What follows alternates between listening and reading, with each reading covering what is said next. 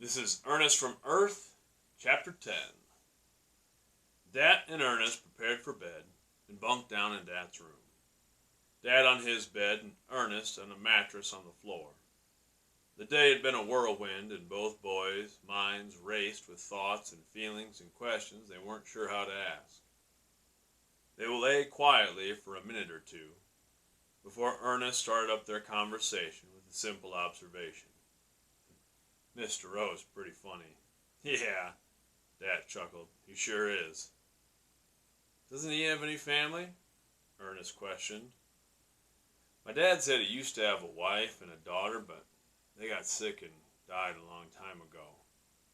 Dat paused and continued. Mr. Ro drinks a bit. You know what I mean? Ernest nodded. Well, Dat concluded, my dad always helps him out when he's not doing so well. We're kind of Mr. O's family now. Ernest was sad to hear that such a pleasant man had experienced something so terrible as losing a wife and a child. He considered this for a few moments before continuing. What about the woman and the two children? That was their first time over for supper, Dad answered. The woman was Mrs. Rousseau, and her husband, Mr. Rousseau, left home to look for work. It's been hard on Mrs. Rousseau and the kids since he's been away. All this news weighed heavily on Ernest, and it fed the one question that truly ate at him. Ernest recalled the comment Dad had made about choosing to be blue instead of red. He considered Dad's statement about his father being the only red lawyer in the state.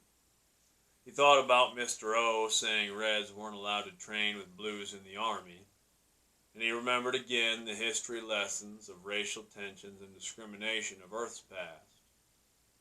Knowing that most planets followed similar paths of development, Ernest was afraid to ask his new friend about Reds and blues.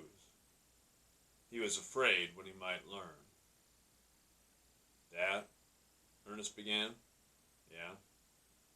What did you mean when you told me it'd be easier to be blue?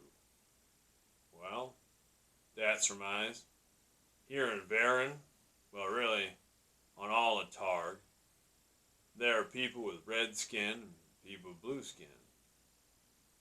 Dad paused for a moment and considered how to continue.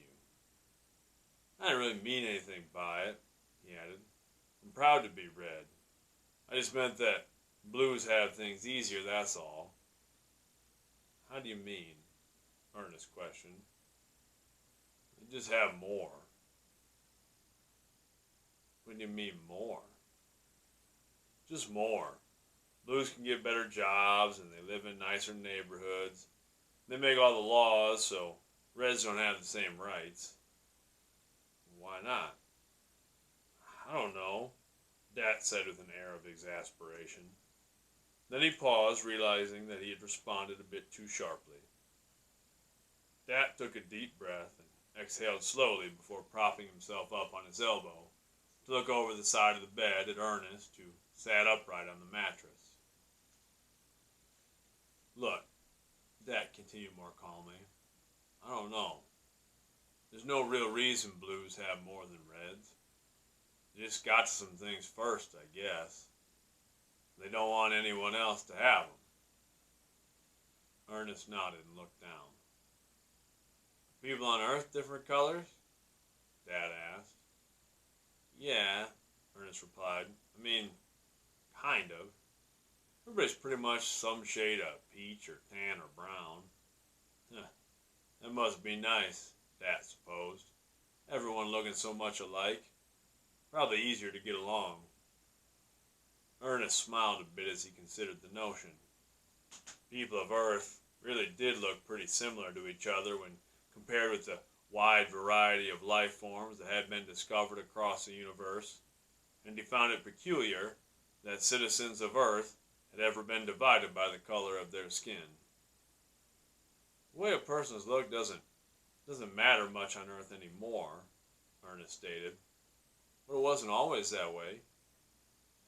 Dad looked at Ernest with genuine interest, so Ernest continued.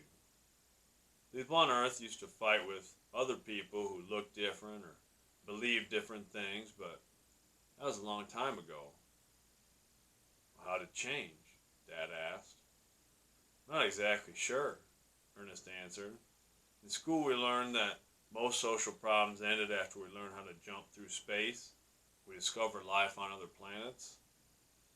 Dad furrowed his brow and wondered, how did that help? I guess once we knew we weren't the only people in the universe, we just realized maybe we really weren't so different after all. With that, the boys both reclined back onto their mattresses. They stared into the darkness, each considering what the other had said, before drifting off into restless sleep.